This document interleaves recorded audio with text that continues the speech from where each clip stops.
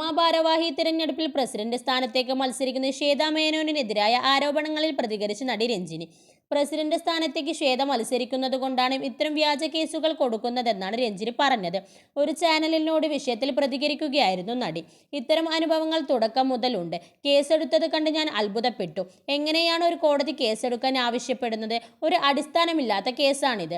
അമ്മയുടെ നിയമപ്രകാരം കേസുണ്ടെങ്കിൽ മത്സരിക്കാൻ കഴിയില്ല. അതറിഞ്ഞിട്ടാണ് ഇങ്ങനെ ചെയ്യുന്നത്.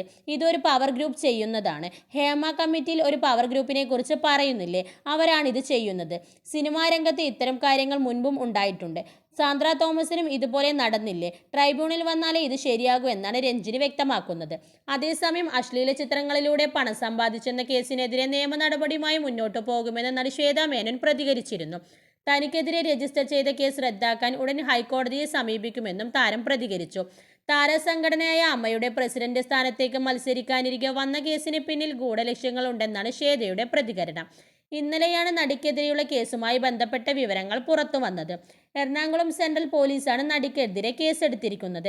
തോപ്പുംപടി സ്വദേശി മാർട്ടിൻ മേനാച്ചേരി നൽകിയ പരാതിയിലാണ് എറണാകുളം CJIM കോടതിയുടെ നിർദ്ദേശത്തെ തുടർന്നാണ് നടപടി. ID സിനിമയിലെ 67 വകുപ്പ് പ്രകാരവും അനാശാസ്യ പ്രവർത്തന നിരോധന നിയമപ്രകാരവുമാണ് കേസ്. സിനിമകളിലും പരസ്യങ്ങളിലും മറ്റും നഗ്നത പ്രദർശിപ്പിച്ച് അഭിനയിച്ചു, സാമൂഹ്യ മാധ്യമങ്ങളിലൂടെയും വെബ്സൈറ്റുകളിലൂടെയും ദൃശ്യങ്ങൾ പ്രചരിപ്പിച്ച് വരുമാനം നേടി എന്നിങ്ങനെയാണ് പരാതി.